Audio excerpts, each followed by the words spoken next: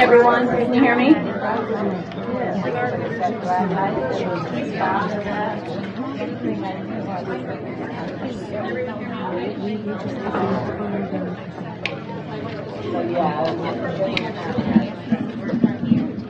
Okay, how's that? Better? Okay. Welcome, everyone. I'm so thankful that everyone could come tonight for this informational session regarding the education reforms that I think are going to affect each and every one of us. There's a lot of information that's going to be shared tonight. I don't claim to be an expert on it. My name is Maureen Wood. Not a professional speaker, believe it or not. I don't even enjoy doing this, but it's something I felt very strongly about, so I felt that this needed to happen. I do have to speak tonight Jessica McNair, who's a New Hartford educator, a parent, and co-founder of Opt Out CNY. And I also have Chad Radock from Alliance for Quality Education. They're both going to speak tonight. We're going to have a question and answer session at the end. I also have statements to read from Senator Dave Valesky and Assemblyman Bill Magee. But we'll have the question and answer session at the end of the night, and hopefully we can help spread some information for people.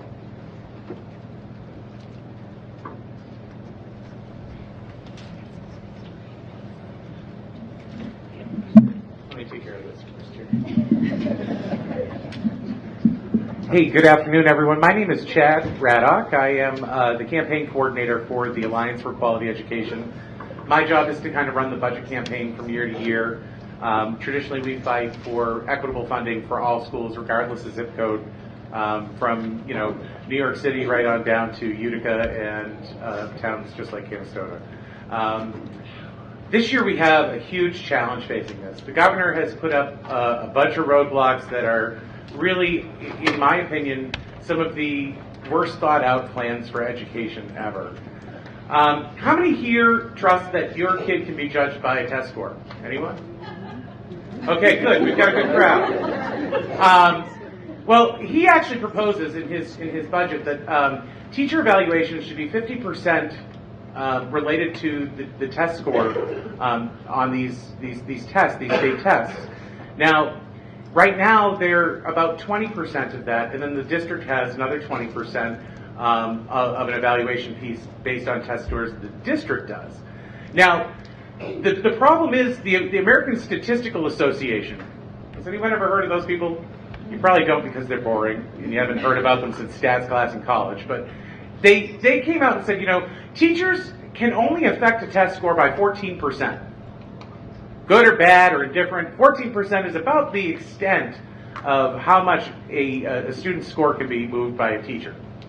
The governor has ignored that completely and has gone after the teachers union. Now, there is a backstory here like there is with anything else. If you look back, when Governor Cuomo first ran, he was looking to the teachers for an endorsement.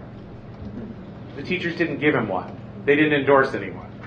So it's kind of like a little slap in the face. Last time he ran, the teachers all did the same thing. They didn't endorse anyone, but most of their membership actually worked for someone else.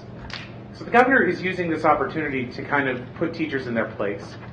I think that's an easy way to kind of frame this in your mind, that this governor really wants these teachers who have been brave enough to stand up to him to be put in their place. So that's the first part, is tying the test scores to the teacher evaluations.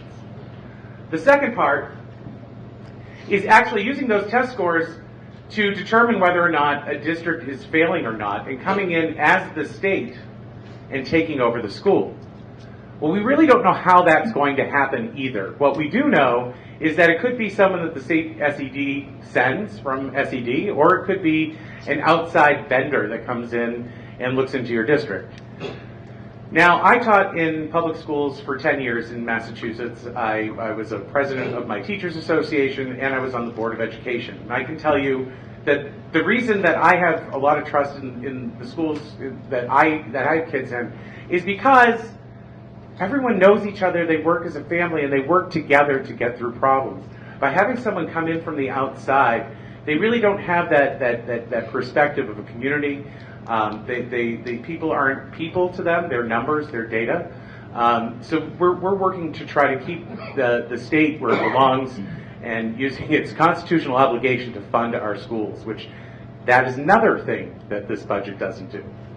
The governor proposed a budget where the 83 members of the legislature, the Board of Regents, every school-related lobbying group, so the teachers, the superintendents, the School Administrators Association, the School Boards Association, the Parent-Teacher Association of New York, all came out with a recommendation that the school budget needs to go up by $2.2 billion. The governor didn't even get to $1 billion in his proposal. He said, well, if you pass all of these reforms that I have, I'll give you $1.1 billion. But he still doesn't get to that number where all schools will not have to make cuts next year. Because of the way that the schools are structured and because of the tax cap, which nobody argues is a good idea sometimes, but it does put some stress on your schools, that because of the tax cap and because of the lack of state aid, schools have been having to let teachers go by attrition, which means when a teacher retires, they don't replace that teacher. And then the next year, the kids come in, the class size is a little bit larger, and then that happens a couple of years, and then when they don't have any more money, they have to start looking at instructional programs. So, for example, in Herkimer, they eliminated the entire business department.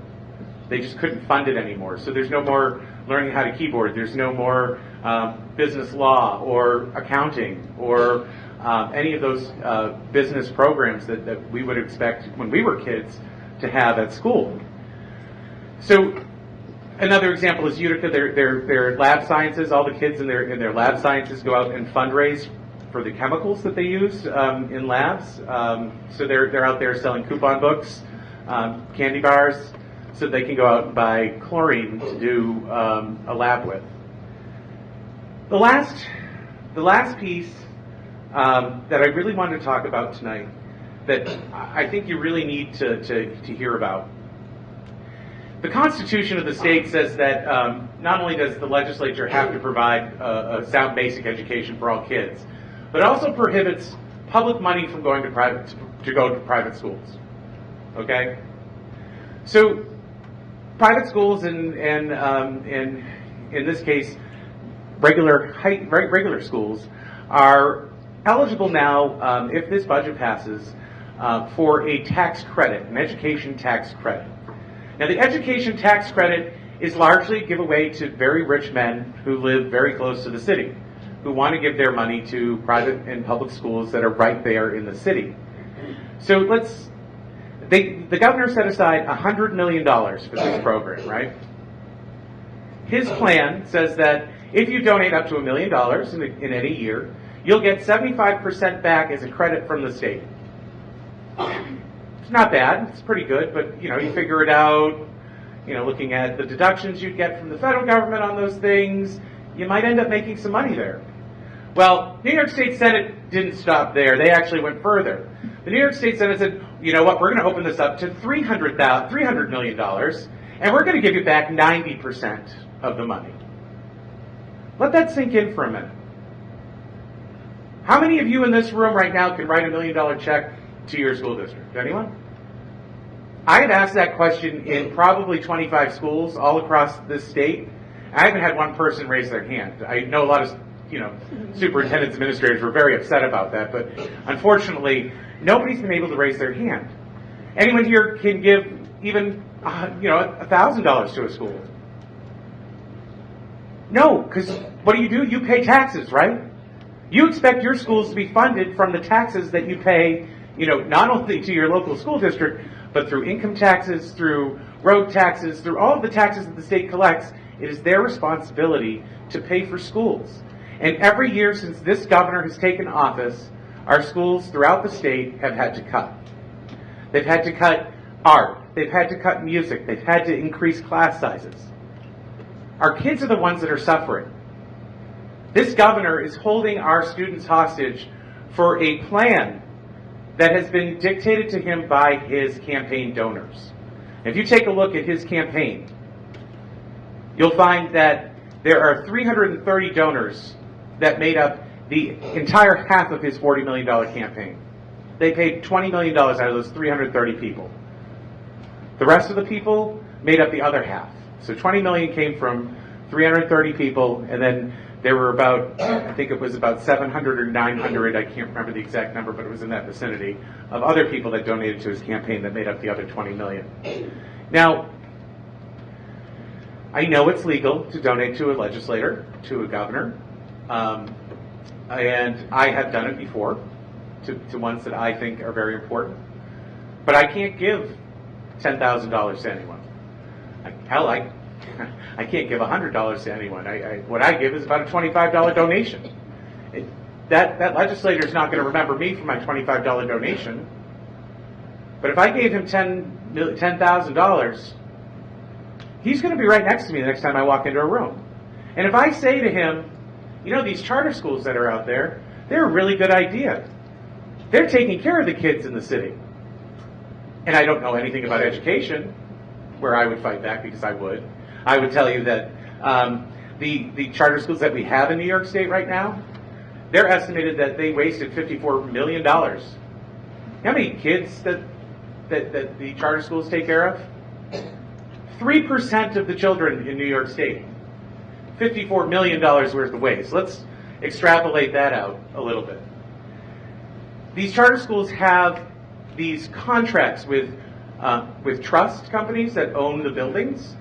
They're like 99-year leases that they're overpaying for, and the businessmen that own those buildings are making the money. A lot of times they're connected to the very people who are donating to the governor's campaign. Another good example of these charter schools in the city, former city councilor Eva Moskowitz runs a charter school system of 22 schools.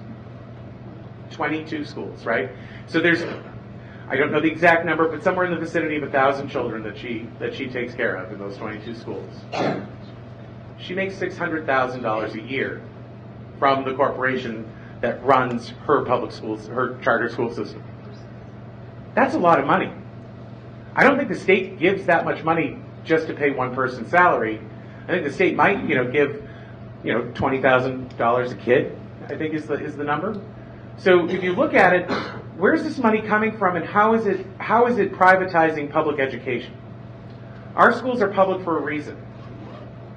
When we created this system, we wanted to have local control over our schools. We wanted to be able to say, I want my kid to learn X and Y and learn this kind of science and not that. We wanted to keep that control local. And it's a good thing we did, because right now, if you look at what's happening in the state level throughout the country, all of our school districts are becoming more and more state-run. They're beholden to state tests. I'm not saying that that's a bad thing necessarily. I mean, New York has had the Regents test for how many years? But these new state tests, where there's only one provider of the test, you can only get the Common Core state test from one provider. And if you're a good school district, right, are you going to go to any other provider that has textbooks that are going to be, your kids are on that test? Or are you going to go to the guys that don't create the test, or the guy that do create the test to get the textbooks and the worksheets and all of those resource materials? We have to remember that the school budget in New York State is close to $23 billion a year if you take in all of the money from local and state, right? $23 billion, that's a big chunk of change. You have a lot of businessmen out there looking at that money saying, how can we get some of that? We have to remember that education, while we listen to people, berate teachers, and I'm a former teacher, my stepfather was a teacher, my mother was a school secretary. I can't tell you, public school is how I got here, and I have to give a hand to all the teachers in this country for doing the job that they did, because I know I'm not the only one that got a great education in public schools. But we have to keep our eyes open as the public. We have to keep public schools for the public. If we lose public schools, it's the beginning of the end for our democracy. The federal government has two rules for education. At least they used to when I was in school. Phys ed and history. They want you to learn the history because that makes you a better citizen. The phys ed was because of because of Ronald Reagan, the presidential thing, but it's a good idea nonetheless.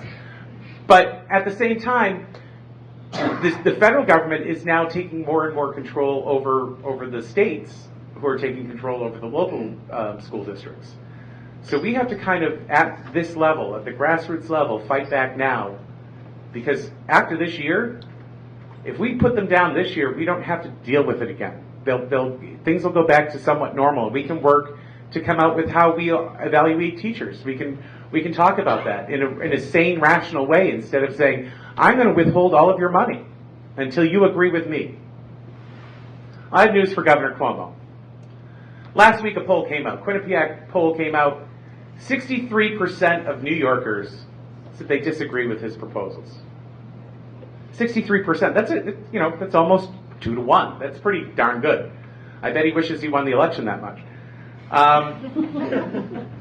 But also, they said that they trusted the teachers union for education policy by about 53%, 56, 54%, somewhere in there, to the governor, who had about 28%.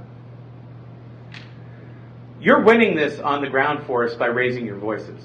And we have to continue to raise voices, because in Albany tonight, they're still meeting, they're still talking about how they're going to resurrect these education proposals. We'd be very thankful for the Assembly, who has stood up and said no to all of these proposals, but they still need to hear from you. But right now, the focus is on the Senate. And on your table, there is a sheet that looks like this. Has a picture of Senator Valesky on it. I know it's not the best picture of Senator Valesky, but I liked it anyway because he looks surprised. And I want him to be surprised. I want you to surprise him. Senator Valesky sits with the independent Democrats, right? So he's not really Democrat and he's not really Republican. He kind of exists in this nebulous space in between. And his faction has a lot of power in the Senate. As a matter of fact, they conference with the majority of the senators, which are all Republican, right? So he has to have some kind of voice in that room. You need to get on the phone to Senator Valesky, and I've given you some talking points there. They do have voicemail at their offices. If their voicemail is full, that's a great thing. It means people are calling. But call back the next day during business hours or after business hours. Make sure to get your voice heard, because you have about 2 days to do it. This budget will be settled by this Friday, and probably be settled Thursday night sometime after midnight, but it'll be settled by Friday, and they will have it in effect by April 1st, unless we keep speaking up. And right now, we're winning, and we can't afford to back down. We have to make these calls. If you value the education that you got in your public school growing up, if you value the public education that your kids are getting right now, it's your duty as a New Yorker and as an American to get on the phone and call your senator and let him know. If you don't, you're saying goodbye.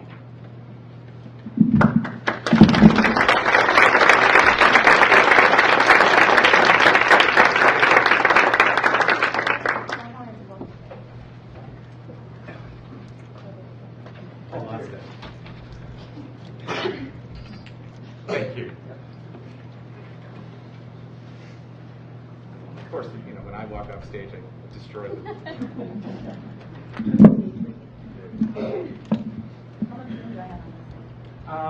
Quite a bit. Got a bunch of untangling there. Before I trip you. All right, I'm gonna leave. I just wanted to thank you, Chad.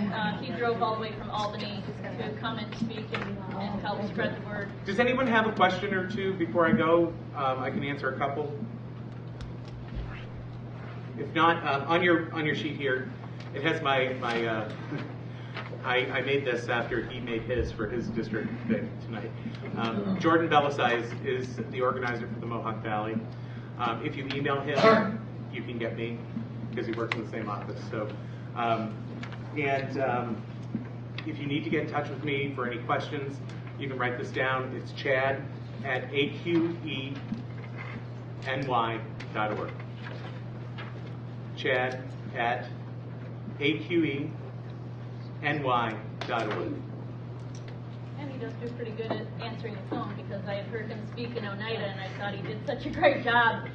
I called the Albany office and I said, I went to a meeting in Oneida last night and we had someone there, and he did a wonderful job speaking, and I want to have one of these forums in Canastota, and I was wondering, if you could possibly send someone. He said, oh, well, that was me in Oneida last night. I said, isn't that just perfect? So I really, really appreciate you coming to speak. Thank you all.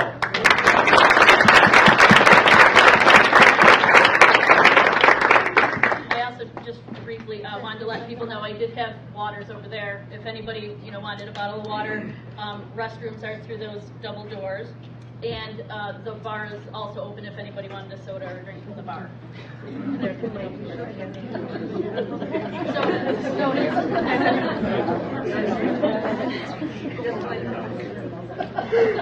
All right. We good with this now? It's working? We got it back together? Okay. My name's Jessica McNair. I am the co-founder of Opt Out CNY, and my partner in crime, my husband Jamie, was going to be with me tonight, except we had a sick child at home today. So he is home with the little one, who appears to be recovering just fine because they were making all sorts of ruckus and a mess when I left. But Jamie apologizes that he's not here this evening. We didn't want to leave the little one with a sitter. Chad did a lot of my work for me already, and before I kind of jump into my presentation, I first of all wanted to thank you for inviting me into your community. It's always an honor to be welcomed into someone else's home, and this is your home community. I wanted to thank you, and thank you for taking time out of your busy schedules to be here tonight. You obviously care about your public schools, and I'm thankful for that. I organized Opt Out CNY as a parent. I want to let you know I'm here tonight as a parent, but you probably also have heard that I am a 6th grade teacher at New Hartford Central Schools. My husband is also a teacher at New Hartford. He teaches high school science. We do support our public schools and public school teachers, but mostly we're here because we care a lot about children. I'm going to back up just a tiny bit, okay? Chad already kind of set the stage for me to help everybody here understand why we're here and why there's so much talk about education in New York State right now. And I just wanted to point out a couple pieces of history as to how we got here and point out a couple things. So we've had standards-based education for quite some time, okay? Right now you're hearing a lot about Race to the Top, but I'm sure, how many of you are familiar with No Child Left Behind, Nickelby, right? Okay, all right. And so since Ronald Reagan's A Nation at Risk came out, every president has looked at standards-based education, right? And the reason I'm pointing this out is because a lot of times you'll hear people in favor of reforms. And by the way, I'm not against education reform. I just have a problem with where New York State is headed and what our governor is proposing right now. But a lot of times you'll hear, we can't stand for the status quo. And I just wanted to put this up here for a second to ask you, what is the status quo? Because in my mind, what we're seeing right now with Race to the Top is just more of the status quo, okay? The other thing we need to think about is also that No Child Left Behind is up for renewal, okay? So I put that over there to help you understand that we're seeing a lot happening at the state level with our governor, but we're also seeing a lot of changes, or we're predicting some change at the federal level as well. So we're kind of in a state of flux with education, and it's really great that you're here. I'm going to encourage you to just keep your eye on the news and ear on the news so you can stay up to date with what's changing. All right. Now, as Chad pointed out, and I'll just breeze right through this, is that right now in New York State, we're in a bit of a crisis in that our schools are underfunded and they're not being fairly funded, okay? New York State owes its public schools $5.9 billion in foundation aid and gap elimination adjustment funding. I always botch that one. Okay? So as Chad did, he painted the picture that your schools aren't being funded, and he also mentioned something very important, that the governor said, I'll give you a little bit more money, but only if you do what I say. So the governor's got money that belongs in your schools, and he's holding it hostage.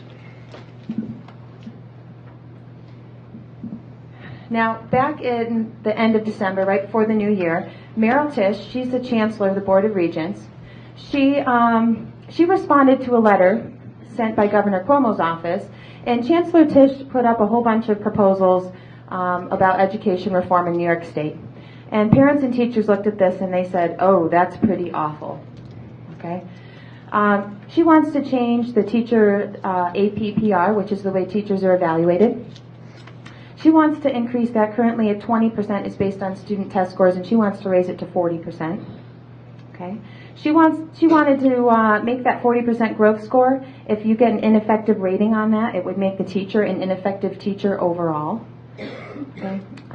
She wants to mandate dismissal of teachers who receive 2 consecutive ineffective ratings. She wants to eliminate local control over the other 60% of APPR. So right now, 60% of APPR stays at the local level. Okay. The administrators in Canastota, through teacher observations, can determine whether a teacher is doing a great job or not. I think that's terrific because I don't know anything about your schools. I wouldn't be comfortable coming in to evaluate your teachers or your schools because I don't know anything about your schools. But the people in your community that have been hired by your democratically elected Board of Education, well, they know a lot about your schools, your students, and what you need out here in Canastota at your schools. So eliminating local control over that 60% makes me nervous. Okay. Chancellor Tisch has a couple other things up here. Another thing she looked at doing is increasing the number of charter schools. She wants to force small schools into mergers and create regional high schools. So this just looked really bad when we saw this come out at the end of 2014. And then the governor gave his proposal. And this has been up for a little bit, so I'm sure you had a chance to look at it. The governor looked at Chancellor Tisch's letter, and then he put in his budget proposal something even worse. Okay? And a couple things to point out here is he wants to make 50% of a teacher's evaluation tied to test scores, 35% to a non-district impartial observer, and leave only 15% to principal evaluation. Okay? Now, why should you care about this as a parent and as a taxpayer? Well, again, putting so much emphasis on test scores and taking so much control away from the people who know your children and your schools the best makes me nervous. Okay? You can also see, what bullet point is it? Is it up there? The governor also stated that if a teacher's rated ineffective 2 years in a row based on those state test scores, not only would that teacher lose their job, but they would lose their teaching license. Okay? What's that? I'm not sure if it's down at the bottom or not. Yeah. Down at the bottom we've got more about mergers. The picture I'm trying to paint for you is this. The governor's trying to take over control of your local schools, and the governor wants to fire teachers. Now, before I go any farther, I know what many of you are thinking. Well, of course you don't like these proposals, Jessica. You're a teacher. Your husband's a teacher. You just don't want to be observed. You just want to have your cushy teaching job. Well, I'd be lying to you if I said I wasn't concerned because my job could be on the line depending on what passes in this budget. Okay? So could my husband's. And it does make me nervous because I worry about how I'll provide for my family if the governor's plans come to fruition and I'm labeled ineffective 2 years in a row. But beyond that, I worry for my children because my husband and I could figure out how to provide for our family. We'd make it work. We've already talked about some plan Bs. But what I'm worried about is my kids because I know a lot of great teachers and my kids have 2 wonderful teachers. Okay? Those teachers, their job is on the line too. Okay? I want you to picture your favorite teacher. Picture your kid's favorite teacher and know that that teacher is not safe from losing his or her job. Okay? I worry about what that's going to look like in my school. Every 2 years when another group of teachers is rated ineffective, there go those teachers and in come some new ones. Problem there too is who's going to come into teaching when it's such a gamble, and we know that teacher prep programs enrollment is down 50% or more in our programs across the state. Okay? So as a parent, I'm really worried about what kind of effect this is going to have on my children. And the other thing I want you to remember is when we talk about 50% of the teacher's evaluation tied to test scores, what do you think is going to happen to the type of instruction your child receives in the classroom? It's all going to be focused on the test. Right? Test prep, test prep, test prep. If we think we're seeing that now with 20% tied to test scores, we're definitely going to see that when we go to 50. Is it kind of working? Okay. I can't tell. And I try not to listen to my voice. You know, nobody ever likes the sound of their voice, do they? I don't like the sound of mine. All right, so Chad also talked about this a little bit. The reality of the things is this. There's a great article in The Nation. The title is something along the lines of the 9 billionaires and how they're influencing education policy in New York State. It was in The Nation a couple days ago. No, maybe a week ago now. Gosh, time's flying by. It pretty much outlines everything Chad said, that the governor is looking to make sure his friends who donated to his campaign can open more charter schools in New York State. Charter schools are a guaranteed moneymaker. You can get double your money in 7 years. As Chad mentioned, there's lots of ways for people who invest in charter schools to make a lot of money based from your tax dollars. Okay, so this is what we're going to see happening all across the state. And you know, I know people a lot of times think charter schools in New York City. Utica has a charter school. They're expanding that charter school. And if you don't think a charter school could come in here, you'd be surprised. We're starting to see across the state some other more rural areas where they've been forced into mergers and consolidation. Guess what pops up in those schools that are empty now? A charter school. Okay? And then think about 50% of a teacher's evaluation tied to test scores. Okay? If a charter school can offer an alternative, they're looking pretty, right? So this can happen anywhere. All right, so in the grand scheme of things, we need to fairly and fully fund our schools. But what I want to remind everybody is even when we get our fair funding for our schools and our full funding for our schools, guess what? The governor and the chancellor still have a plan to make sure that your kids, your teachers, and your schools are labeled as failures. Because even if they fund you, they still want you to fail because they'd still like to come in and privatize public education. And so how are they going to do it? They're going to use state test scores to show that your kids are failing, your school's failing, and they like to come in and take them over, turn them over to a charter school. And so this is one of the reasons why my husband and I started Opt Out CNY. A couple of years ago, my husband was, hate to admit it, he was right. He saw this coming. Okay? He wrote me in, and we started advocating because he saw this privatization scheme coming, and my son started kindergarten 2 years ago, and I saw what his curriculum looked like in kindergarten. He did 1 science unit, no social studies, and very little playtime. Okay, and one of the reasons I couldn't wait to send my son to school was so he could work on socializing and making friends and learning, you know, how to be a person that goes to school, and I didn't see any of that. I saw hours of math, hours of reading, and don't get me wrong, I'm a teacher, I know those things are important, but I really saw that narrow curriculum, and I said, not only is this bad because they're going to privatize our public schools, but this is wrecking my kids' education. And so we started Opt Out CNY, and I don't know, we had 23 members at first, and then all of a sudden we have 56, and now we have over 2,200. And you're welcome to join us on Facebook. That's where we do most of our conversation. We also have a blog my husband and I run. I can't keep up with blogging, but we do have some important information there for you. And it's, do we have we have handouts. Are they over that way, Maureen? Yes. Yeah. So our blog address and where to find us on Facebook is on some handouts over that way if you want to grab some on the way out. Okay, so if I'm telling you that they're going to use test scores to prove your kids are failures, you're going to say, well, let's just make sure kids do well on the test. Well, if only it were that easy. That's what our interim commissioner, Elizabeth Berlin, would like you to think. That's what Chancellor Tisch would like you to think. Well, let's just make sure kids do well on the test. We have a problem, folks. The tests are garbage. Okay, I see a few heads nodding.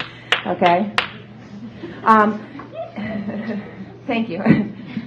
I don't feel so alone. So teachers aren't allowed to talk about the tests, okay? And admittedly, I haven't seen one in real life in many, many years, okay? This is my first year back in the classroom after a long absence. I was on a voluntary leave. I'm back. I'm in 6th grade now, so I'll get to see the math test 2 or 3 weeks from now. The state has released 50% of the test questions for the public to see.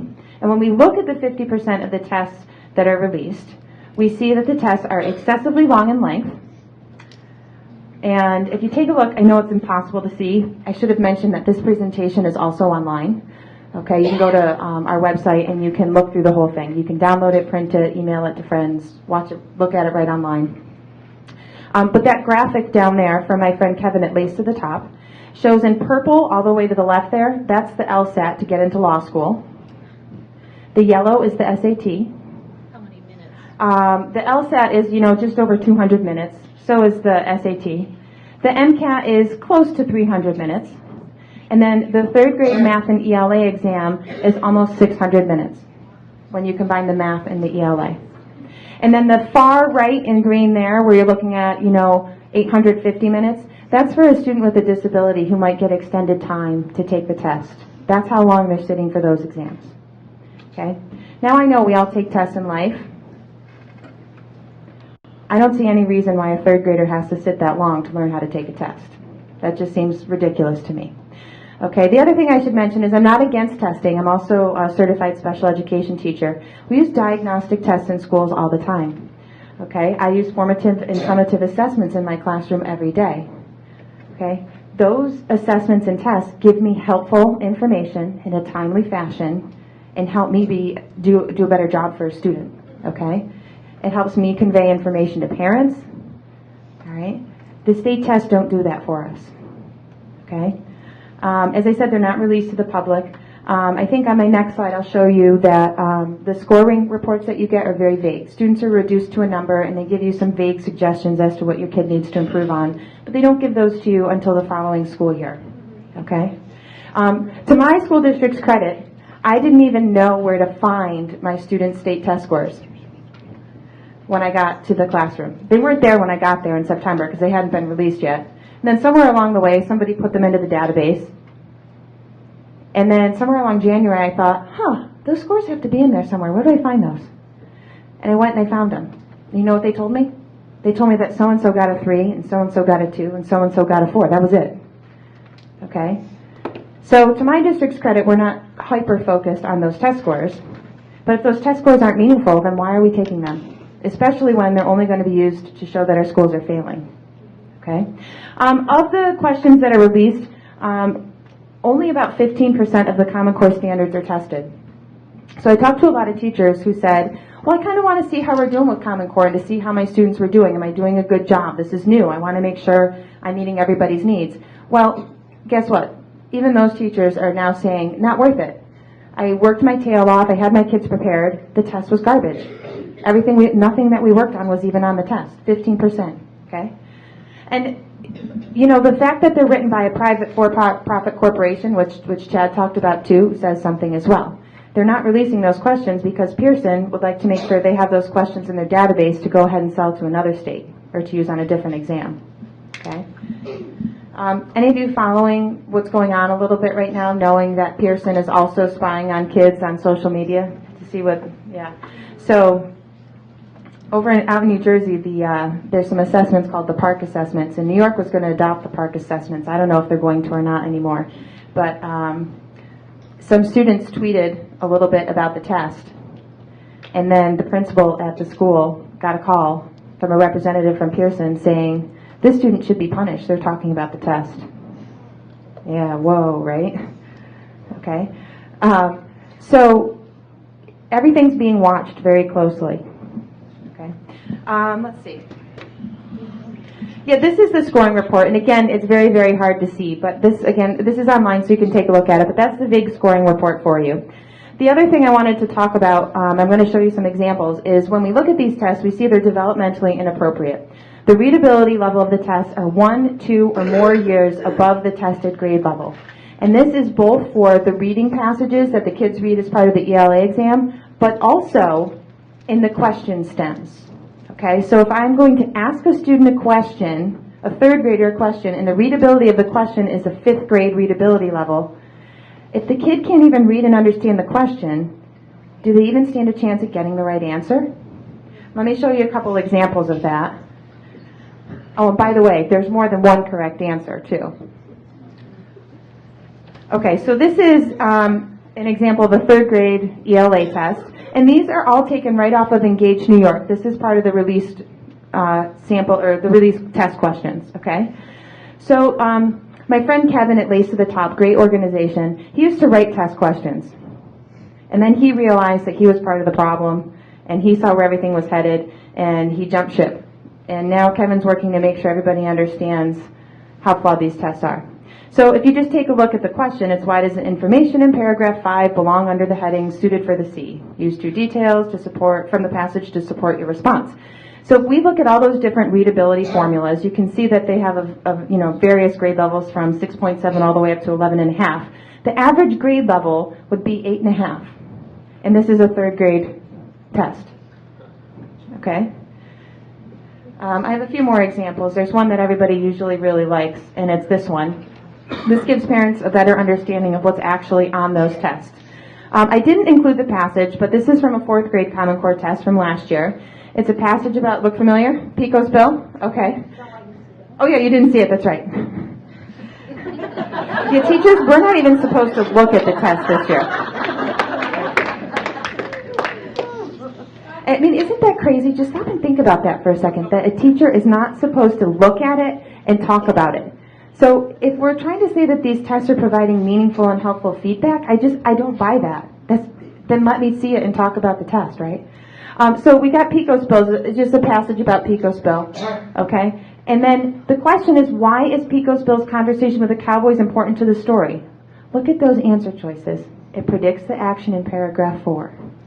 Okay, well, let me go back and find paragraph 4. Flip, flip, flip. Find paragraph 4. Shoot, what was I supposed to find? Go back.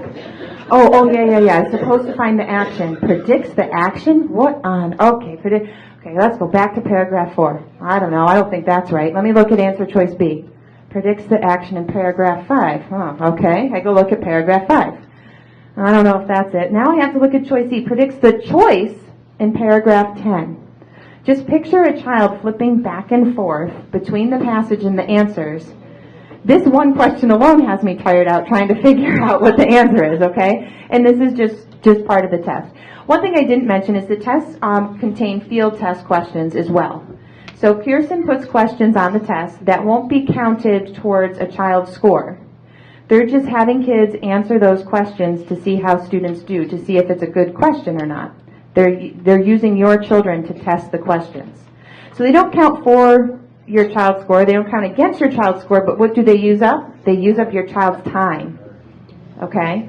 A lot of kids don't get through this exam because it's so long, and we have questions like this that take them forever to go through. And to our students' credit, teachers are, really ask them to do their best, and children want to do their best, so they take their time going through this. They want to do well, and then they don't finish.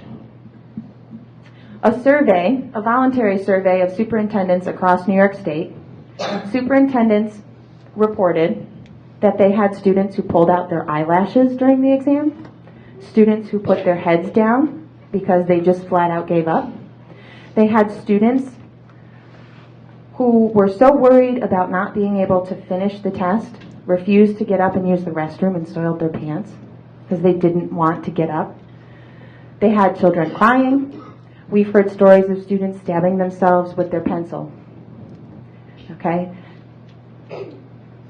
It just breaks my heart to think that that's what we're putting kids through.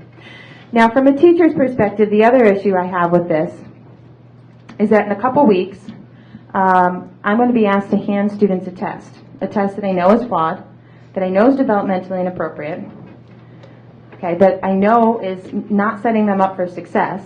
I'm going to hand it to kids that I know won't be able to read and understand the questions on that, even though I've seen them work hard all year. And I'll be told, just tell them it's no big deal. Just tell them, just do your best, it's no big deal. Well, to me it's a huge deal.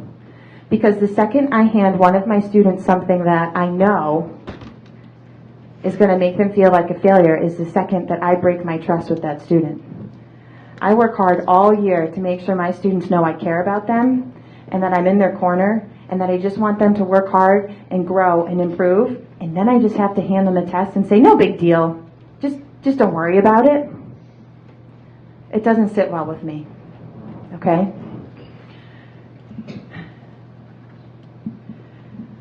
Jessica, before you go on, about the field tests also, could you just talk a little about, I know I had heard students don't know which are the field test questions, so sometimes they get hung up at the beginning of a test on a question that isn't even going to count. Right, so if the field test questions generally aren't right in the beginning or right at the end, they're somewhere in the middle, but kids do get tripped up on them, okay? And if we know that a lot of times they're trying to find the right grade level to put that question at, or well, the right grade level for Pearson, it's going to be the wrong grade level. And so a lot of times the questions are really challenging for the kids. They get really hung up on those questions for the field test questions. Again, these tests are not setting up our children for success. We're not giving our kids an opportunity to show how they've grown and how they've learned. And another example I always like to give is how many of you have at your house a wall or a door frame where you mark your kids' height? Anybody still do that? I do that at my house. Okay. So I know if I look at their height, even if I measure them on the first of the month every month, I know that some months they're not going to grow. They're going to be right where they were the month before, right? And then all of a sudden I measure them, beginning of May, and holy cow, they've grown 1.5 inches. No wonder you've been eating so much and your pants don't fit. You grew 1.5 inches. Wow. Okay. So I know when my kids grow, it's not in this perfect linear fashion, like, a nice straight line. I'm going to have some ups, some plateaus, some ups, right? Okay? Same way with kids learning. And these tests really want our kids all to learn at the same way at the same time. Okay? The other thing that the tests do, of course, is they completely drive our instruction. I know that some districts right now are really cramming. Instead of teaching science, they've moved their units of math on measurement. They've moved those to science because we measure in science. So we'll teach the measurement in science, and then we'll keep another math lesson. So kids in some districts are sitting through 2 math lessons a day just to be sure that the content gets covered before the test coming up in a few weeks. All right? I know the pace in my school, just from my experience as a parent, is super, super quick.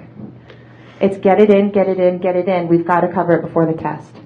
And that is also, as a parent, very difficult to see my kids being dragged along when they're not quite ready to move on to a new topic. And as a teacher, it's very, very frustrating.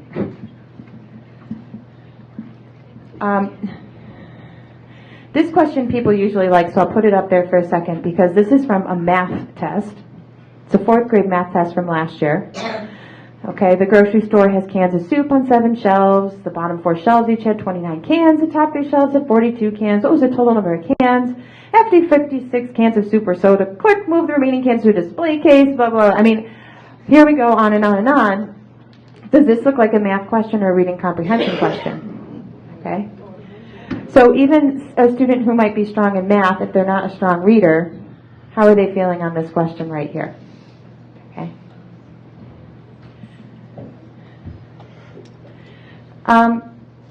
Now, teachers, again, can't talk about the test and how they're scored.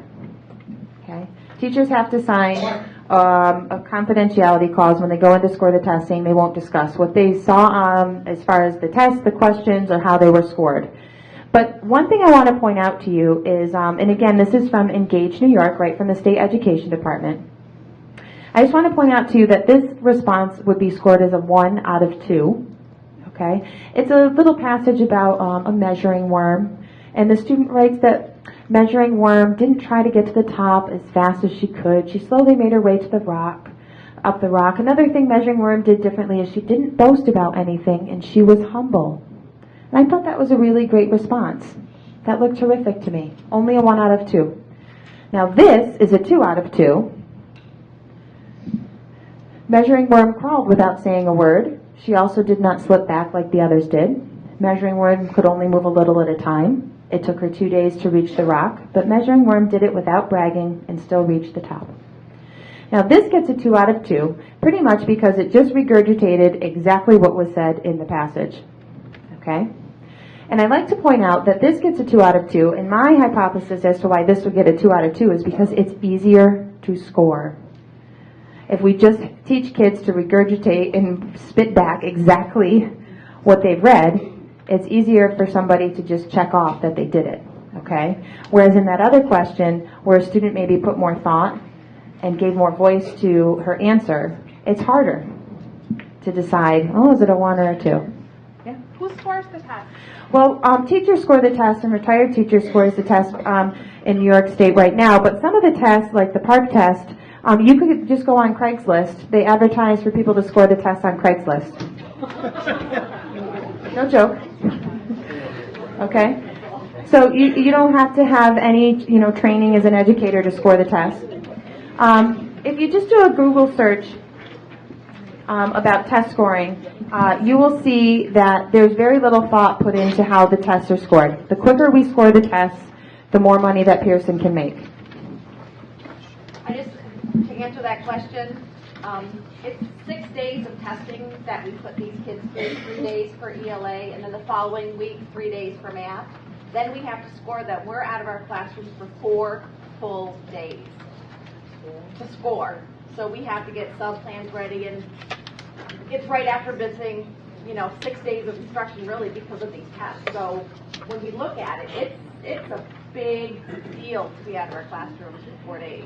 It's a very big deal to be out of the classroom. And I know some districts ask their retirees to come back and score the test sometimes to try to alleviate that burden, which, I do appreciate because I'd much rather be in my classroom with my students, teaching and learning than scoring the test. If you want me to score a test, give me a decent test to score. Let me sit down and score it. Let me sit down with the child and talk about scoring it, okay? And then give me the results of the scoring, okay? There's no teaching that can be done from these tests. Did you want to say something? Well, I'm here tonight speaking using my First Amendment rights, and I'm going to encourage you and your families to do the same thing, okay? And I'm going to give you all some homework, just like Chad gave you some homework. So are you ready for a little extra homework? Okay, I like to hear that. I don't give a lot of homework in my classroom, so when I do, it means something. So the other thing I want to point out, and again, I'm not supposed to even be talking about this, but if you just ask around teachers, they can't talk about what was scored, but I bet you they'll tell you that scoring was a little chaotic last year. There didn't seem to be rhyme or reason. Now, my school, as much as they don't talk about test scores, boy, do they want to know how we can make sure our kids get the best possible score, okay? There's no rhyme or reason, okay? And teachers want kids to feel a sense of success, but I also want to bring you back to this whole teacher evaluation component and remind you, if 50% of a teacher's evaluation is going to be based on test scores, we're just going to spend all of our time trying to analyze a bogus test to figure out how kids can do well on it. Okay? And again, I respect our teachers. I really think they're caught in the middle here because they want to do right by kids. But, the governor is just completely blaming them so he can privatize your public schools. In the end, looking at those flawed tests, and there's a couple other things that are popping into my mind that I didn't even mention. The cut scores on the test, like how we decide if a kid gets a 1, 2, 3, or 4, they change every year. We don't even know what we're shooting for. The state changes those to make sure they can manipulate the data. Last year, they just eliminated some questions. Questions went missing on the cut score report. Nobody really knows what happened to them. Okay? So, our kids are going to be labeled as failures. And I always say a kid is more than a score. Telling me a kid's a 2 doesn't tell me anything about the child. Okay? Now that I know where they keep my test scores in the student information system, I'm not looking next year. I won't look because I want to know the child and the student first and get to know them. It doesn't matter to me what number is attached to their name. Okay? I know that the people in this room also know their teachers are more than a score. It's really difficult. You can't put a number on a kid, and you can't put a number on a teacher either. Now, I've yet to meet a teacher that says they don't want to be evaluated. All of my colleagues want a meaningful assessment of their performance. They welcome feedback. They welcome their colleagues into their classroom. They're looking for ways to improve. Every teacher I know wants to make sure kids are learning. This is not the way to do it. The other thing we have to remember is our principals are also evaluated this way, and your schools are also evaluated this way as well.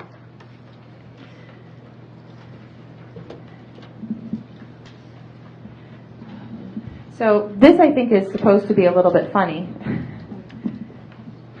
except it usually makes me want to cry instead of want to laugh, because this is exactly what's already happening in our schools. And if the governor gets his way, it's going to be even worse next year. You can see that. We've got maybe a superintendent and a principal and a teacher all looking right over that kid's shoulder while he takes the test, right? relax, relax, don't worry, no big deal, no big deal. Except it really is a big deal. And it's no joke anymore, no pressure, but if you miss problem 9, you're out of a teaching job. That's really what it's come down to here in New York State if the governor gets his way. And the same thing could be said for your schools too. So what I'm going to request that you all think about doing is I'm going to request that you think about saying no more.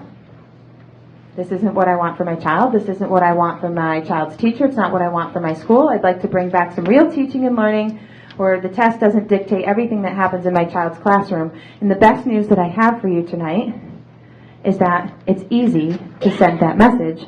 All you have to do is say, I'm not going to participate in the test. So why opt out? Well, I spent a lot of time talking about our governor because it's budget season and he's such a bully and he's holding your state aid hostage. So right now I'm going to say one of the best ways we can send a message to our governor and our legislators is to opt out. Okay? When we opt out, we say we do not support this test and punish system. Some of the other reasons people give me for opting out, and everybody has their own reason, but just to share with you, is that there's too much focus on the test. Test prep drives instruction. We've got a one-size-fits-all approach. The curriculum has narrowed. Unfairly places the burden of teacher evaluation on the student, like we just saw in that last cartoon. A lot of teachers tell me the test doesn't offer helpful or timely feedback, and that's why they're going to refuse their own children this year. Test is secret, developmentally inappropriate, and yes, parents, one thing I didn't even talk about whatsoever yet is that along with the test, the state's collecting as much information as they can about your child right now to go along with their test scores. A lot of parents concerned about privacy. So, sure. What negative impact will happen by opting out of the test? Great. I'm going to talk about some of the frequently asked questions. Do you mind if I just tell you the 4 simple steps how to opt out? And then I can talk about the fact that there's no consequence? Okay. So, all you have to do is write a letter. And there's some great letters right over there on that table. All you have to do is write a letter, send it to the principal. Please send a copy to the teacher. And if you'd like, send one to the superintendent too. Your letter can be simple. I refuse for my child to participate in the 4th grade math and ELA assessment coming in April. If you'd like, feel free to give all your reasons why you're refusing the test. That's up to you. Okay? I ask that you send a copy to the teacher because the teacher is the one that's going to be taking care of your child on test day. So the teacher needs to know if your child's refusing so that your child can be accommodated. Yeah. Isn't opt out the wrong terminology? Sure. And you're going to, and that's my number 3 actually. Once you send your letter in and let the teacher know what's going on, you're going to get a response from your district. Your district's going to tell you you don't have a right to opt out. And technically, that's true. Here in New York State, there is no provision that allows for parents to opt out, whereas in some states, there is a provision that does allow parents to opt out of mandated testing. Because there's not a provision for that here in New York State, we're technically refusing to participate in the test. So if you see that lawn sign over there, blue with the stars, says parents refuse New York State tests. Okay, technically you're refusing. So your school is going to tell you you can't opt out. That's true. You're refusing. Don't worry if they tell you you can't opt out. The terms are pretty much used synonymously.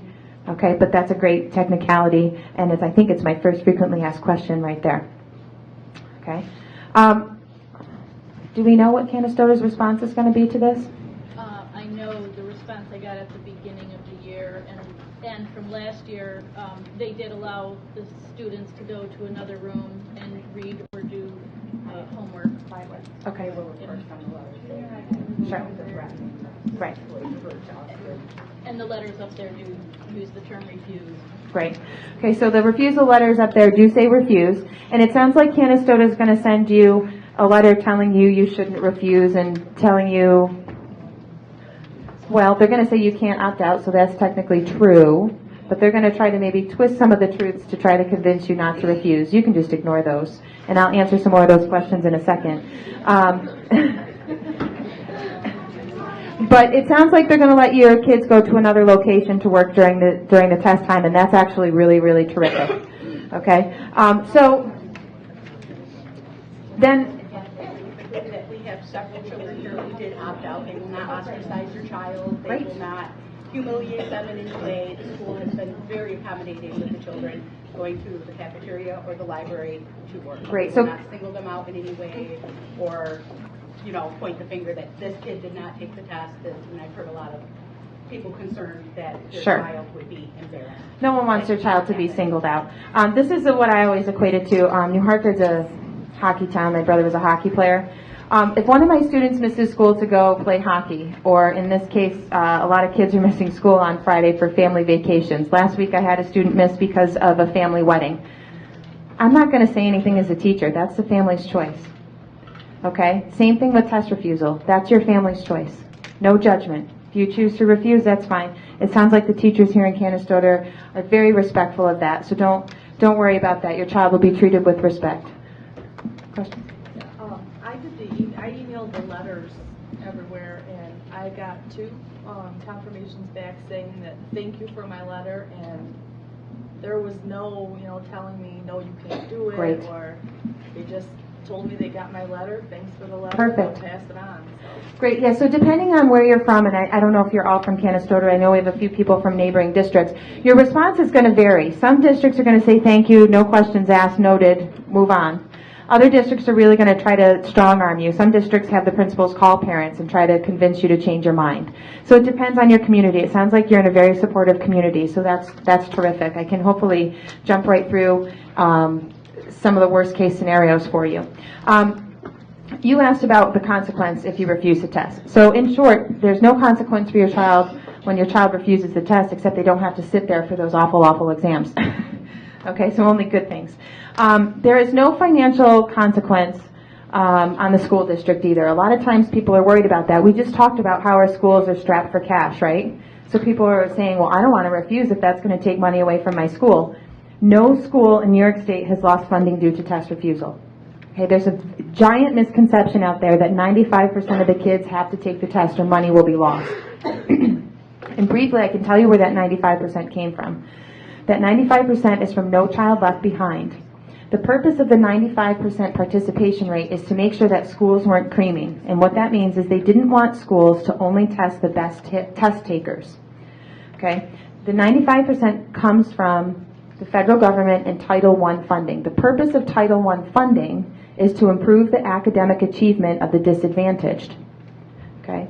So basically what the federal government said was, we want to make sure that you're testing a majority of your students so we can get a complete picture of how you're doing. Okay? It wasn't meant, the 95% is not in there to punish. The 95% in there is to try to make sure that the kids who need the help are getting the help and getting the funding. Say if my parents right outside of the district saying that they don't want me to take tests. Because I'm a junior in high school and there's a regents that I have to take I'm so glad you asked this. for me to get my advanced teacher's mark. Don't refuse the regents. I'm encouraged to test. If my parents read this letter for me not to take the regents, what happens to me and that advanced teacher's diploma that I want? You won't graduate, so don't refuse the regents. Only refuse the grade 3A test. Every time, this is like my 12th presentation, every time I get to hear and somebody asks that, and I think, Jessica, why did you not say that in the beginning? I'm so sorry. Thank you for asking. I am only encouraging you refuse the grade 3A math and ELA tests. Okay? Take your regents. You'll do well. Regents, of course, are required for graduation. All right. Some people ask me about the 4th grade science test. This is a family decision. So is refusing the test overall family decision. Sometimes I like to tell people that my kids will take the 4th grade science test and the 8th grade science test. I'm going to tell you why I support those. I support those because they are not ridiculously long. They are written by New York State teachers. They are made available to the public. There's a little bit of high stakes attached because some teachers get their APPR is based on those science test scores. But by and large, those assessments to me represent the direction we should be heading in. And so my kids are going to sit for those assessments. I'm not against all assessments, but the ones that the examples that I showed you up there to me are completely inappropriate for our kids. What about tests like ACE? So the other part of the annual professional performance review is that there's a 20% local measure. And you mentioned Ames Web. You might, what do you have in Canastota? Star, iReady? You have Ames Web? Okay. So New Hartford, we use STAR testing, and so my students are tested beginning of the year, middle of the year, and end of the year, and it's to look for growth. And that will be used to come up with 20% of my evaluation. Some parents refuse those tests as well because they don't feel that those tests provide meaningful feedback and they don't want their child being used to evaluate a teacher. I leave it completely up to you, but I will say this. Depending on which test is used and how it's used in the district, you may not want your child to refuse those tests. Some districts, for that 20%, use something that's very meaningful, okay? And that provides important feedback to the teacher. So before, I don't want you to go and say, I'm not taking any tests. I want you to talk to the teacher, and if you can talk to the teacher informally, out of the classroom, on the street, you might get a more honest feedback whether it's helpful to your child or not. My sons are sitting for the 20% for the STAR test right now.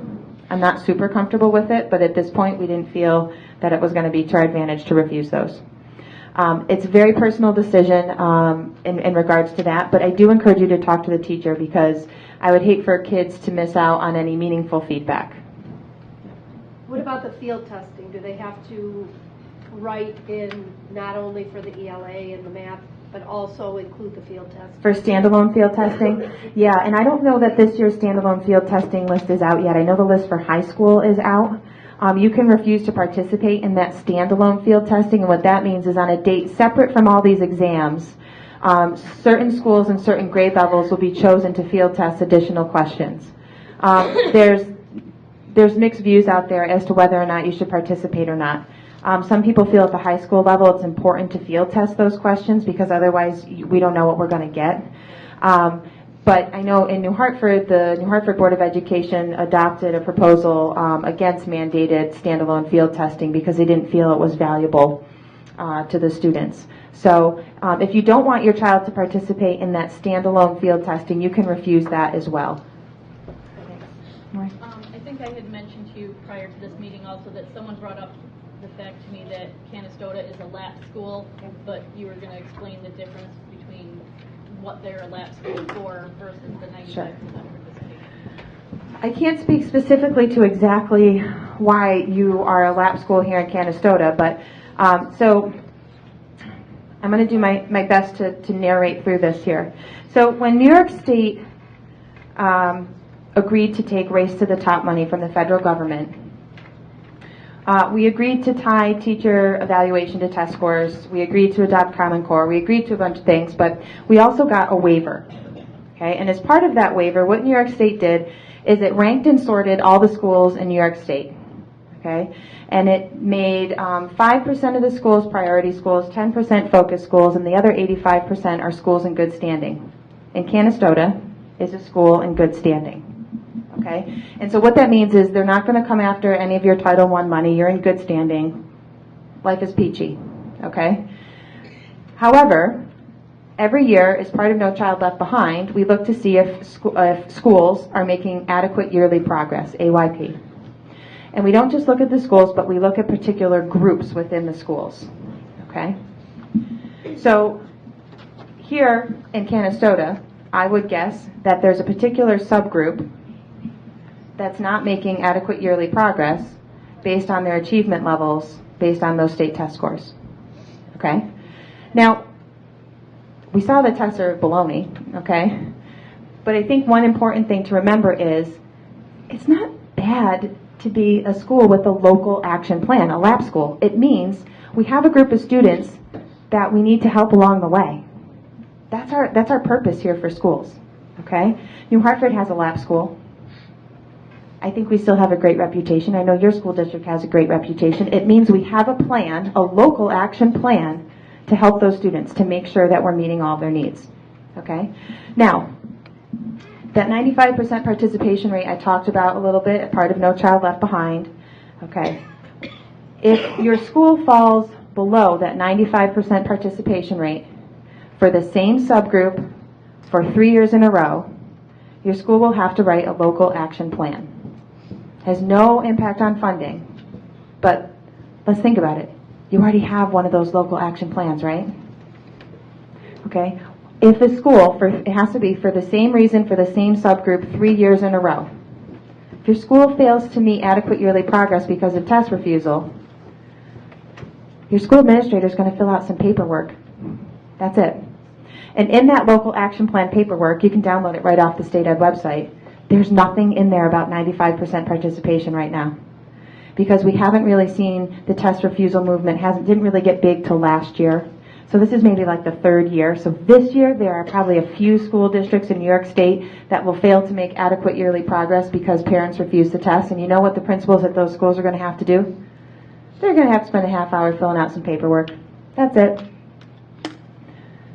So I don't mean to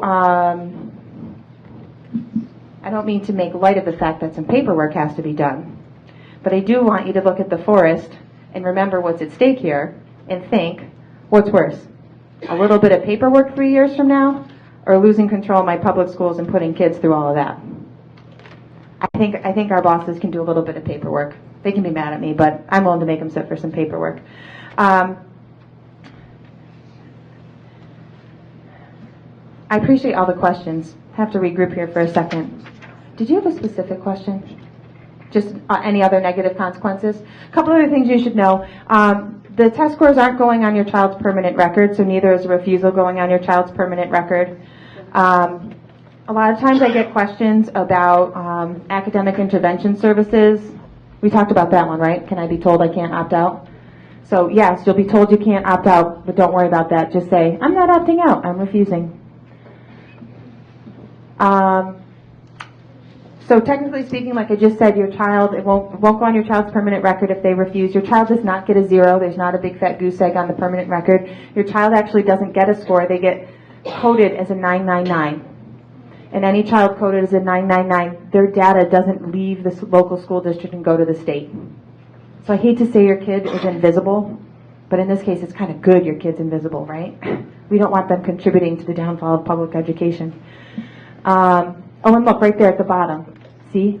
Please note your child should not refuse exams required for graduation, such as Regents. Sorry, I can't let you out of the Regents. I knew I had it in there somewhere. It's not soon enough. I need to put it sooner, right? Maybe for next year. So a lot of times I get questions about academic intervention services or honors programs, and here's the good news on that. Last year, in part of the budget bill, there's a portion of the bill that states that no district shall make any student promotion or placement decisions based solely or primarily on student performance on those grade 3-8 tests. So that's terrific news. So if your child doesn't take the test and there's no score, that protects your child. Basically, this forces schools to look at multiple measures to decide where your child should receive their instruction. So that's actually just best practice anyway. The teachers in the room will probably shake their head at me and say, yeah, we shouldn't just look at test scores. We need to look at classwork. We need to look at homework. We need to look at the tests they take for me. And so this just makes sure that schools have to look at a variety of factors and not just state test scores. So there won't be any negative consequence. They cannot take AIS services away. They certainly can't take your child's IEP away, because we know we have different laws regulating that. And your child can't be told they can't be in honors or advanced placement. But with that, they're saying they're based solely on that. So will they use some of these standardized tests? They can. Yep, so if your child does take the test, I always flip it around this way.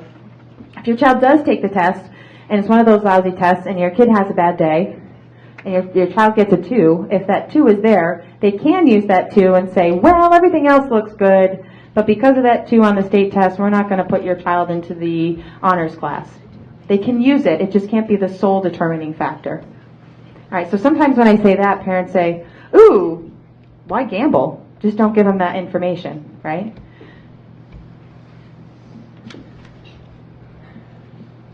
All right, I think we just talked about that a little bit.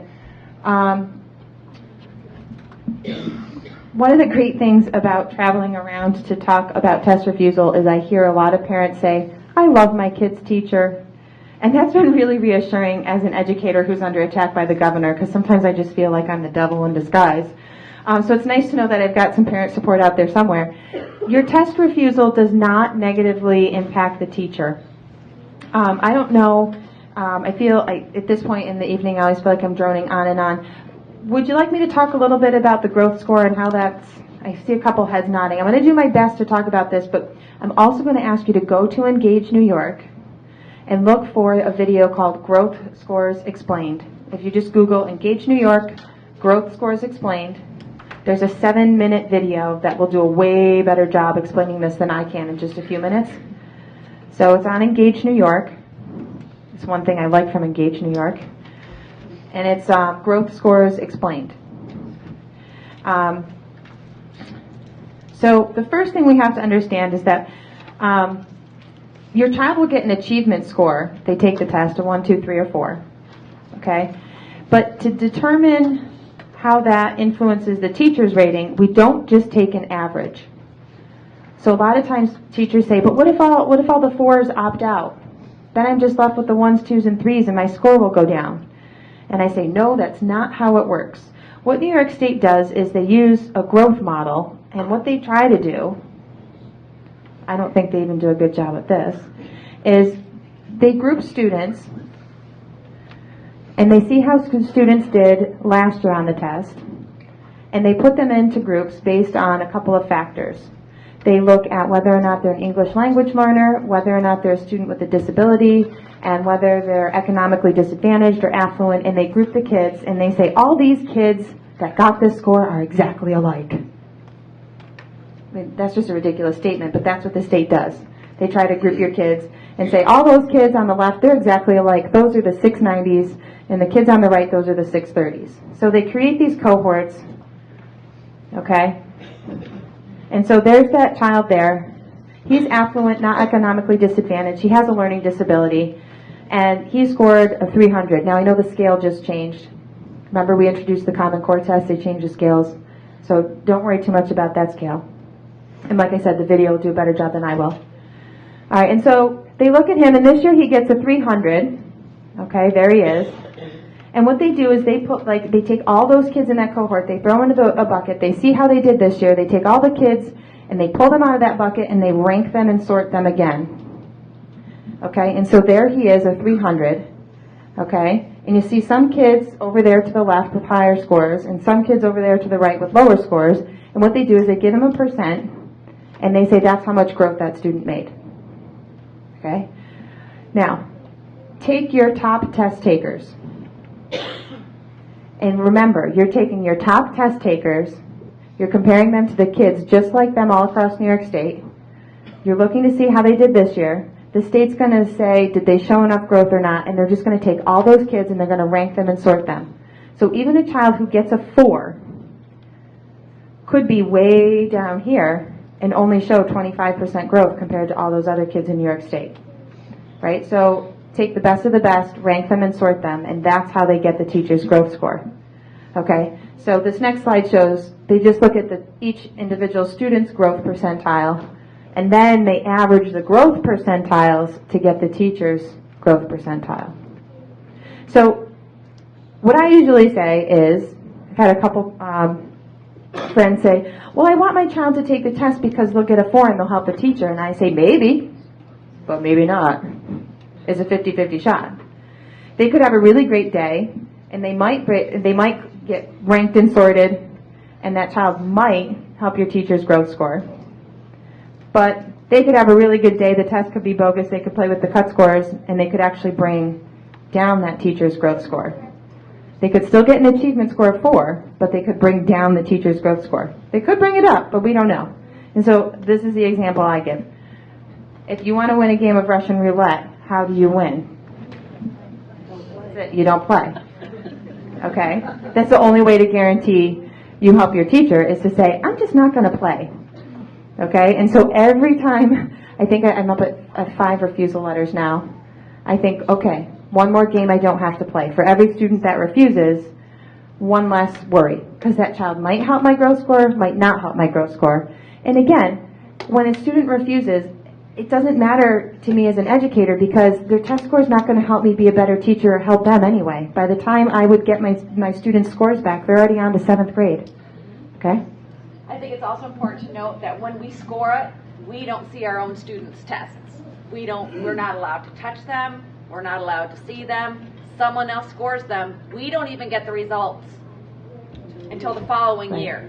Because you're not trustworthy. Sorry.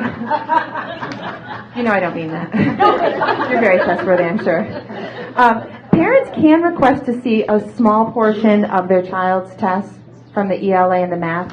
They, I honestly, off the top of my head, can't remember which portion or how many questions it is. It's a very, very small portion. You have to view it with an administrator in the room. You can't have your cell phone on. You have to sign a document.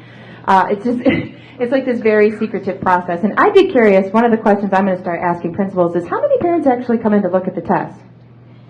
Okay? I don't think when you looked at the test it would show you much about your child that you don't already know, or that you couldn't figure out by talking with the teacher, who is very trustworthy. Okay? So take a look at that Engage New York video, and it'll probably make more sense when you hear it from them as opposed to me. And the lady's voice that does that one is much nicer than mine. But know that the test refusals aren't factored into the teacher's mean growth percentile.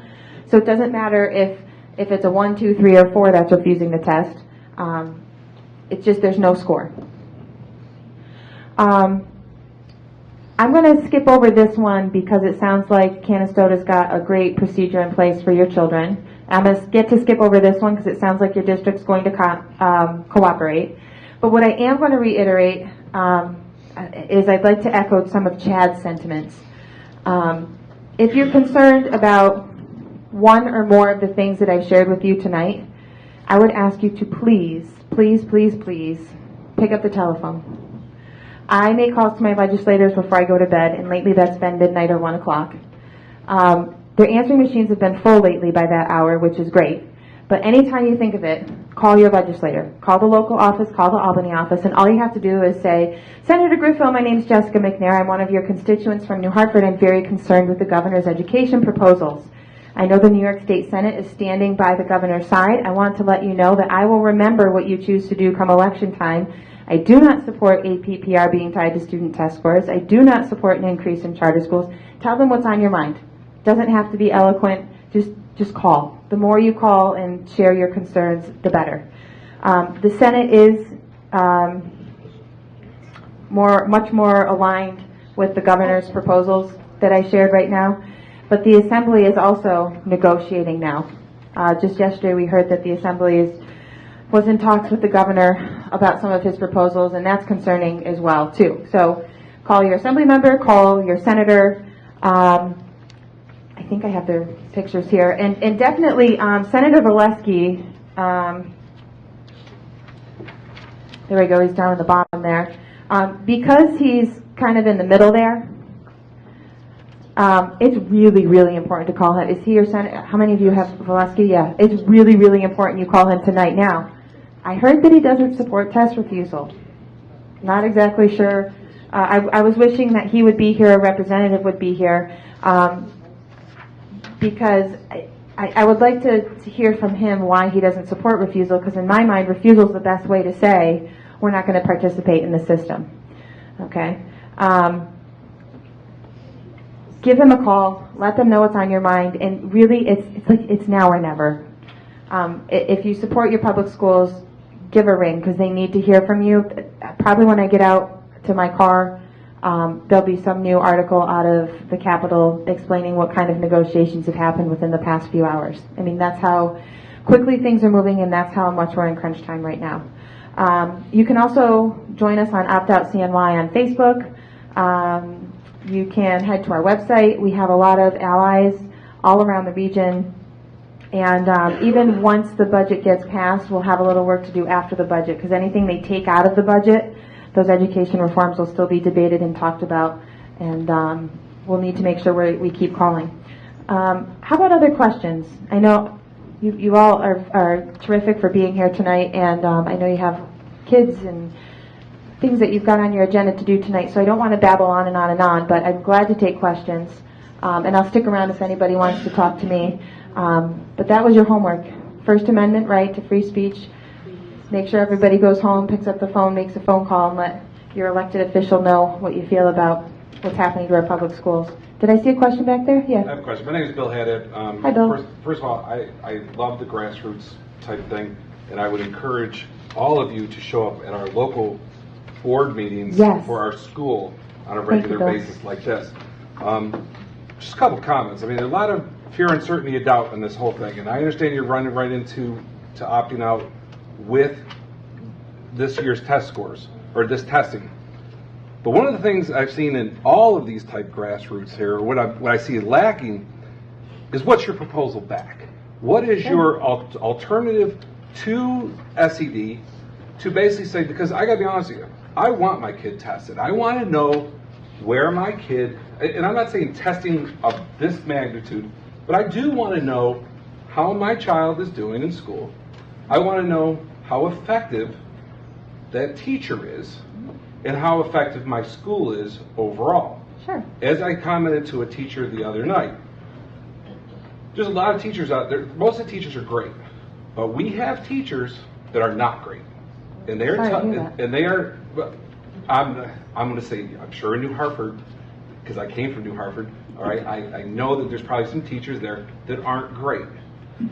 But either they've lost focus, and there needs to be an easy process to eliminate those teachers. And I'm not saying all of them, because like I said, most teachers are very dedicated, and I totally support that. But there needs to be an easy way there. I get measured every day on my performance in my job. Most people do, regardless of what it is. There should be something. And I guess the thing is none of these things have a proposal back to the state about what we should have or what we could do, because that everybody would agree on. So I don't know.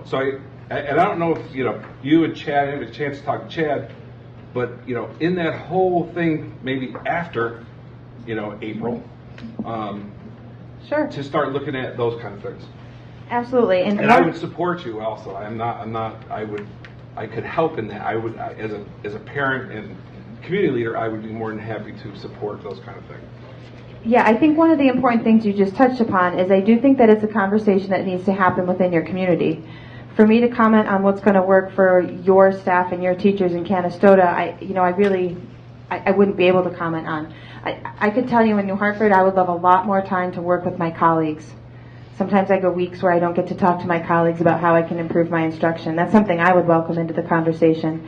I think there's a lot of avenues that we could take. New Hampshire's trying something really neat right now where they're doing testing in elementary school, middle school, and high school. And in between, they're doing some more student-centered type assessment and project-based assessment, more portfolio-based in New Hampshire. That's being piloted out there in New Hampshire.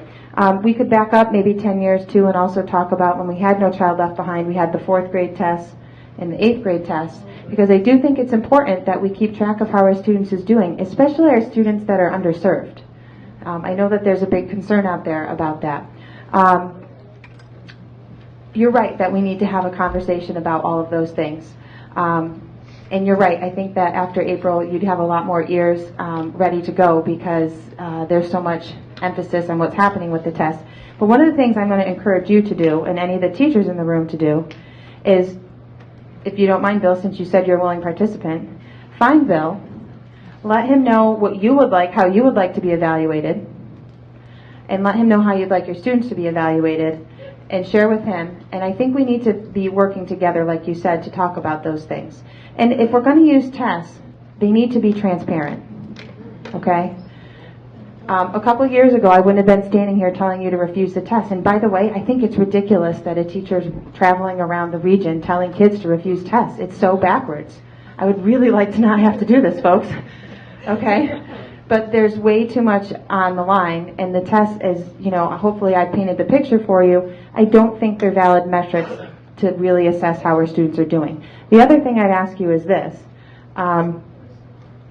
I know that I can find out how my child is doing, and I know the first person I'm going to go to is the teacher, and not just the classroom teacher, but I also talk to the music teacher, the art teacher, the PE teacher, the speech teacher, because those people will give me an accurate idea of how my child is doing from day to day. They know my child really well, and they'll see how he's growing. Let's dialogue. Was there a question back here too? Or did you want to say something in regards to this? I'd like to say something, actually. You had already stated that it appears that only 15% of the Common Core is represented on these tests. That leaves a whole lot of other things that are contained in the test that may not be taught in the classroom or aren't appropriate for those kids at that time. But I was teaching when we did 4th grade and 8th grade tests. Yeah, me too.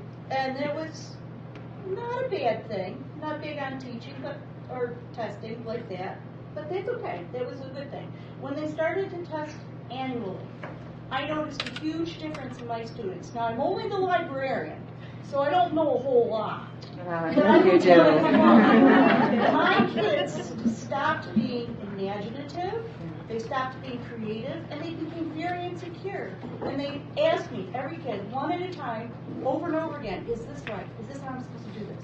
They needed perfection, whereas to be really good researchers, they needed to be imaginative Thinkers. and stubborn. Self-directed. And those tests just started to make those kids crinkle up inside. And I don't know how to Sure. I don't know how to measure that in any way by assessing them on a daily basis or deciding.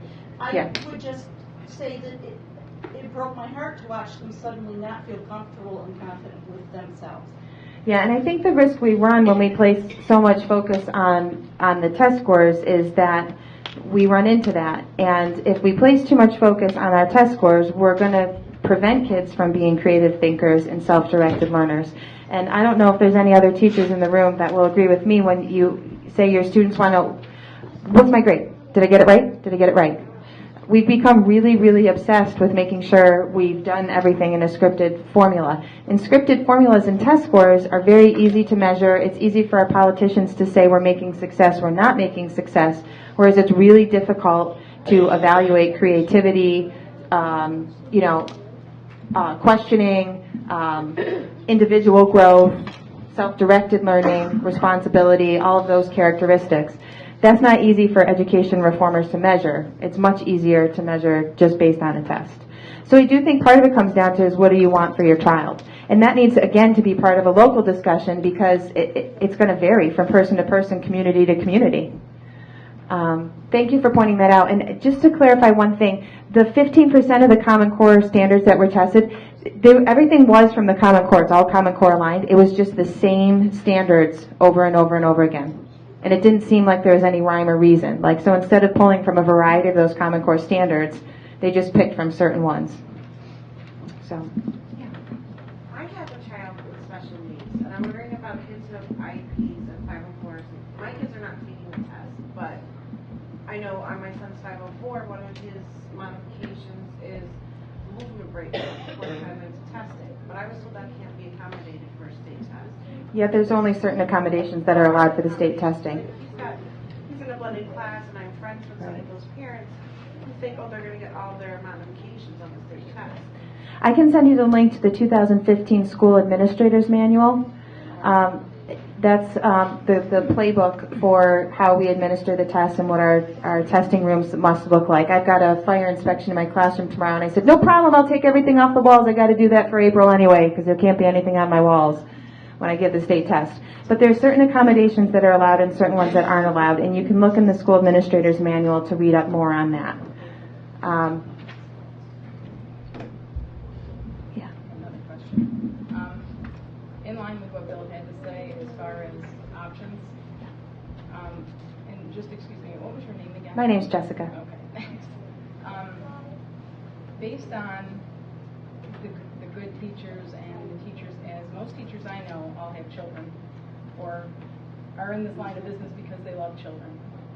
I support them. We have great teachers here in this district. There has to be a plan B for those teachers that have gone the wayside. And I'm wondering if your group has a plan B in place to offer the state legislature to say, listen, we agree with you. There has to be some accountability for teachers who aren't performing. Do you have an option for that? Well, we're just a group of parents. I mean, like I said, I think it's kind of crazy that I'm going across the state. And again, thank you for inviting me in. I don't mean to make light of that.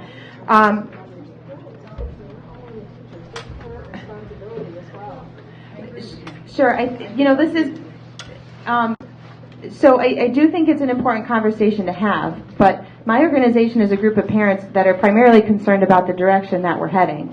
I think I can't speak for my group, but for me, I would want to be held accountable, and the people that I'm held accountable to every day are the students that are looking at me. Okay? I hold myself accountable to them. I hold myself accountable to their parents. I welcome my administrators in any time. My superintendent, his office is literally 2 floors below me. I welcome him in my classroom at any time. Ask your teacher. They'll tell you how they're evaluated, all the different components that come to that. They'd be happy to explain it, I'm sure. And as well as the consequences if they don't actually.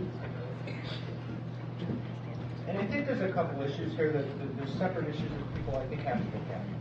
One is there's an accountability system that should be there. Everyone's held accountable. But I want to be held accountable based on the job that I do and the skills. When the assessment doesn't do that, that's blatantly unfair. The whole thing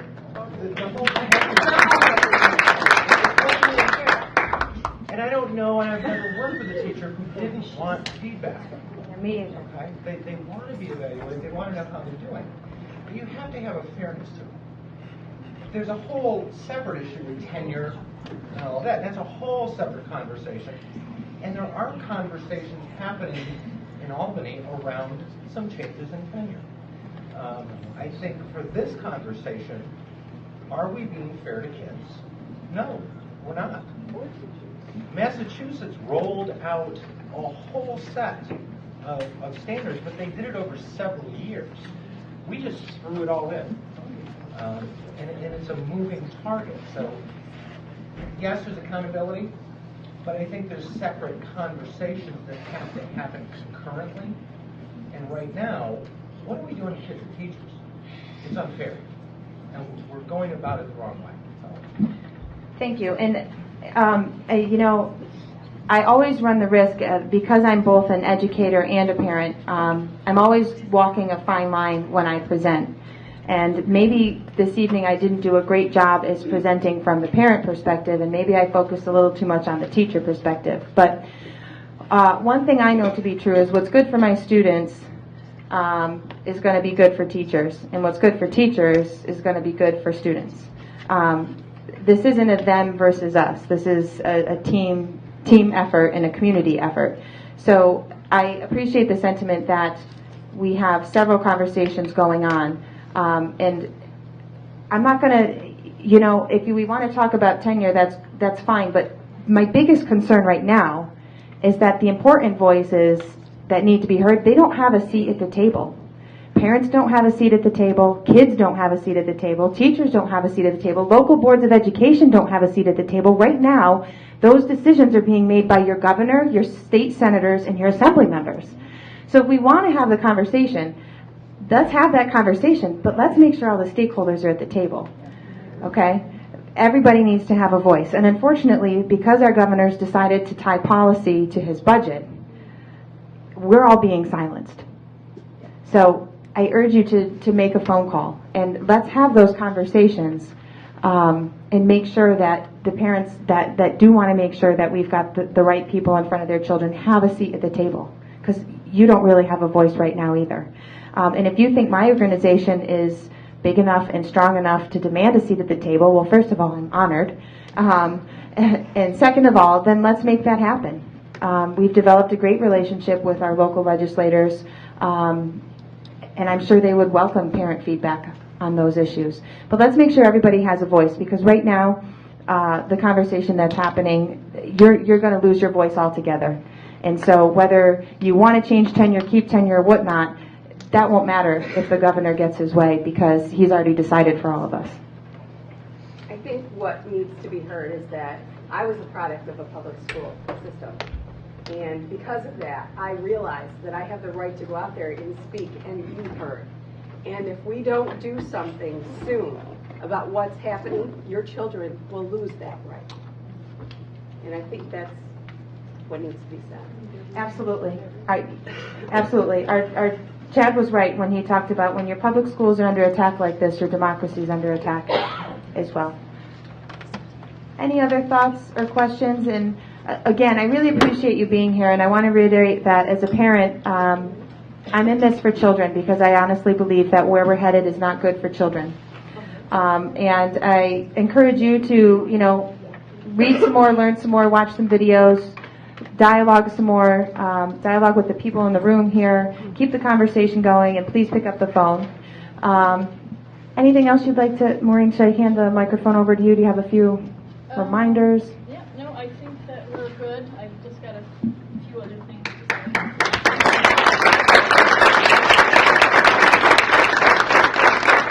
I'm coming back on April 7th. I'll be in Oneida. Well, it's your last chance to learn about test refusal. I know you don't want to hear me again, but if your friends and family couldn't be here, let them know I'll be out this way again. A huge thank you to Jessica, again, traveling from New Hartford to come here and speak for our community.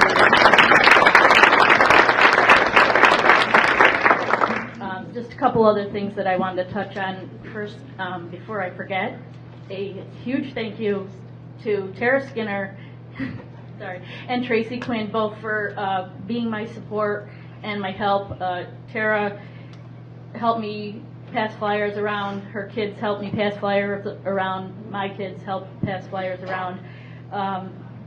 Bouncing thoughts and ideas off of her. And the same with Tracy. She was kind of my moral support, and I really appreciate the help that I got from both of them. I also wanted to thank my husband and my kids who have been very, very patient with me. A lot of computer time, a lot of less attention than I like to give to them. Also wanted to thank the Teachers Association for their support and the handouts that they brought up there. They are up on the table with the red skirt and the yellow top. There is something with our representatives' contact information, so one thing I would really, really urge you to do is to take that information home and start making phone calls. And I know from experience you can make those phone calls at 11:30 at night. You can leave a message until the mailbox gets full.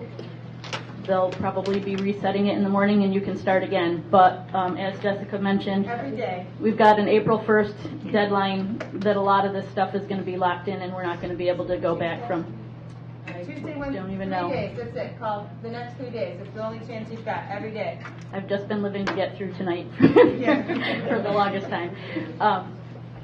Let's see, what else did I want to say? Oh, I do have the refusal letters are up on the table. I did not think about the part about giving a copy for the teacher, but if anyone wants to fill out the letter tonight and leave it here, if you just write, CC and your child's teacher's name at the bottom, I will make copies of those and I will turn those in tomorrow morning on your behalf. If you want to take it home instead, feel free to go ahead and do that.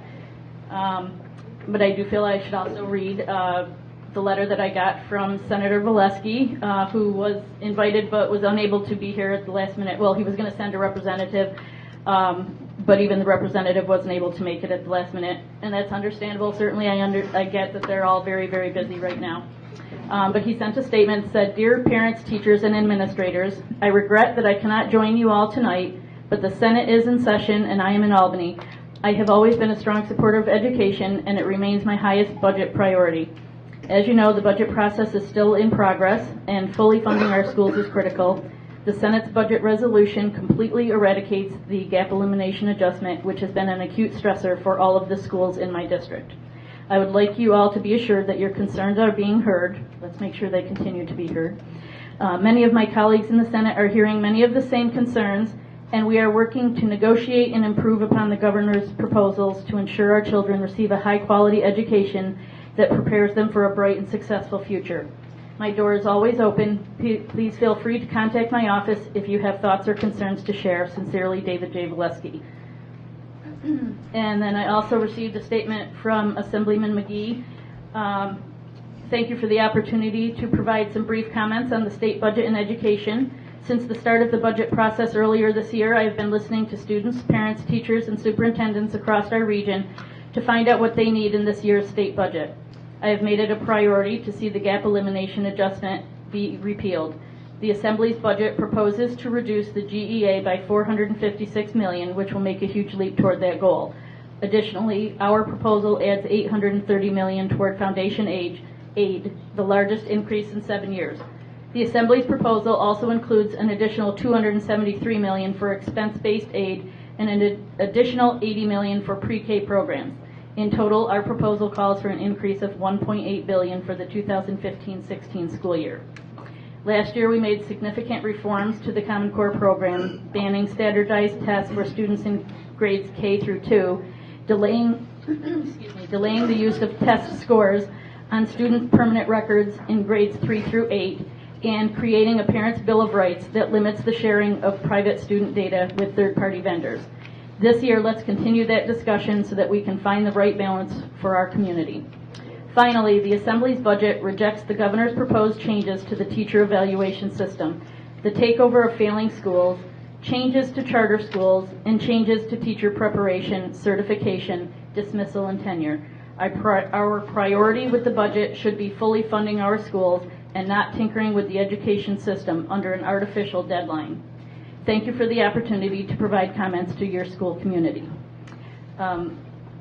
My husband kind of laughed because I did get that statement emailed to me from Assemblyman Magee, but when we had gone in to meet with him, I had also asked him about a bill that has not yet been passed but is up for review, and it's called the Common Core Parental Refusal Act. And in that, when we met with him at the time, he hadn't had a chance to actually see the proposal. So I told him in, Maureen's terms what that actually said, and he, nodded his head, and he said, yes, I would vote for that. So when I got his statement, there was no comment yet on that. So I, of course, emailed him back and said, thank you so much for that statement, but you didn't say anything about the Common Core Refusal Act and your position on that. So I was wondering if you wouldn't mind amending that statement or sending me an email, to put your stand on that in writing. I certainly didn't want to say, well, when Bill talked to me, he said he would vote for it.